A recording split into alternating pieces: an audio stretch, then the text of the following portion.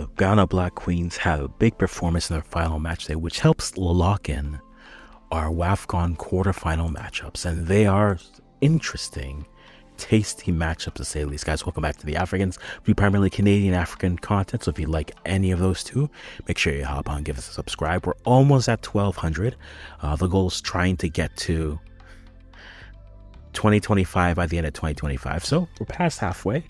And we're halfway through the year, so we're hoping we can continue this positive momentum and get ourselves there. So make sure if you like this type of content, leave a subscribe, leave a comment on how you feel about the WAFCON matchups that we have here going so far. So let's get into the whole point of why we're here. Let's talk about WAFCON 2024. I'm sorry, the Total Energies WAFCON 2024, branding and such. No one's paying me, by the way. Let's get into today. Today we had the Group C matchups, and we walked into Group C knowing that if either Ghana or Tanzania, who were both on 1 point, won their game, they would have surpassed Botswana, who were tentatively sitting in their third place rankings as one of the two teams to come over through, and that was there. Now also we had South Africa versus Mali, and that game ended 4-0. A rather convincing performance from South Africa, but because Mali was on 4 points, they leave themselves in a great position and are one of the two third place teams. Ghana gained the bounce off some good pressure. The ball is deflected off Adube and the 12th minute, and while Tanzania equals in the 41st minute, 3 goals in the second half put it away for Ghana. The Black Queens with a good performance, and this is probably one of their better performances going into this, and I think the big question for me is, can they now build on this? Right? We can celebrate a big 4-1 win for the Black Queens, but the conversation really is, okay, we're building, we're in the quarterfinals, one good performance, and you're in the semifinals after not being the women's AFCON in the last iteration. And I think this is a good test for the Black Queens as they get ready, because the next edition of WAFCON will be not only for the tournament title, but will also include World Cup qualifying. So for a lot of these African sides, it's a good step for them to say, hey, we've got ourselves in a position and now we're 1 win away. If we're able to do this again in 2 years, we're 1 win away from qualifying for the World Cup. But I think for Ghana, since losing of their coach, Nora, to Zambia, they've been trying to find some form, and they've had a few wins, they've had a few losses. But for me, I think this is a good performance. When they needed it most, they got it. Now, can they build on it and say, hey, we are a threat, not only for this tournament, but in the tournament. But Ghana going from last place to a 4-1 win moves them up to second, moves Mali down to third, which means here are now your quarterfinal matchups. On the 18th, you have Morocco versus Mali. They were the third place side.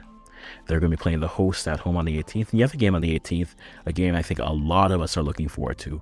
Nigeria versus Zambia. I think all the firepower on the pitch will be fascinating to watch. However, the conversation will come down to who can defend. I think right now you definitely take Nigeria's ability to defend over Zambia, but you have two lethal players for Zambia, Rachel Kundanaji as well as Abara Bada, who have done all the scoring for Zambia. Can Nigeria effectively take them out of the game? Because at this point, if they aren't able to be effective, it seems that Zambia isn't effective.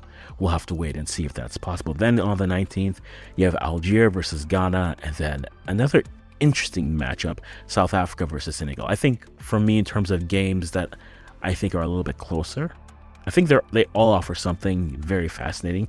I think out of the 4 matchups, I think South Africa over Senegal, and if you're Senegalese, I know Musa from a Mo Football TV might hop on and you'll be like, hey, don't count us out yet. I'm not counting them out yet. But I think if you look at these matchups, I think South Africa have the better advantage over Senegal. The other matchups, I think you could see arguably them going either way. I think you would then go next in terms of the safest matchups. I just think Nigeria defensively can cause and can do enough. They haven't conceded a goal yet. And I think they can do a good enough job on Zambia, especially in the fact that they just be marking, at this point, 2 players. Now, can more Zambian players come in and produce. I think that will be key for their chances. And the Copper Queens aren't just a 2-queen monarchy. They need more queens to step up here. If they're able to do that, I think they can push through. Morocco versus Mali, I think, is in that same breath. And you look at them and say, okay, Morocco, they're at home. They've been able to get results, whether they have been down or moving forward. And I think I like that from Morocco. They got the 1-0 win over Senegal. They got a 4-2 win over the DR Congo, and then they drew Zambia. I mean, that matchup continues to go on and on. And then this Ghana versus Algeria matchup. It's very fascinating to me just because Algeria, they get the 1 win versus Botswana, and then they draw in their last final 2 games. They've only scored 1 goal.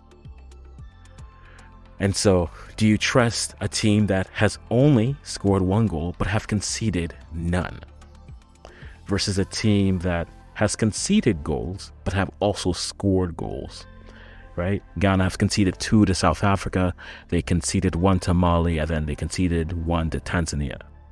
I think it's a very fascinating matchup. I think Ghana will want to... That game might actually be a low-key fun game with chances going up, back and forth. The question to me will be, are they able to get the finishing they need? Ghana got some good finishing in their matchup versus Tanzania. I do think that Algeria will be a little bit more of a formidable foe for them, but I think that'll be a fascinating matchup as we have. So those are your quarterfinal matchups. Again, Morocco versus Mali on the 18th, Algeria versus Ghana on the 19th, Nigeria versus Zambia on the 18th, and South Africa versus Senegal on the 19th, all of the month of July. And guys, those are the matchups. Guys, if you've been watching WAFCON, who has surprised you?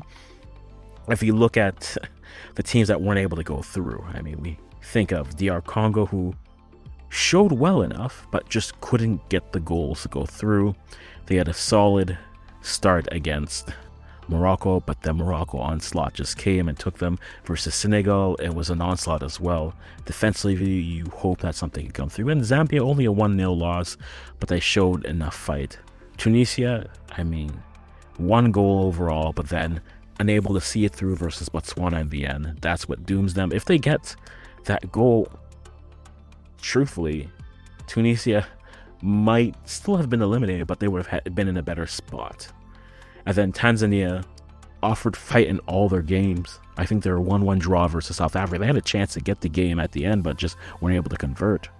Shows how dangerous they can be. I mean, we saw some of these players at the FIFA U17 tournament coming through. So you know that they have a bit of a pipeline coming, but it's just the scoring that's going to need to happen.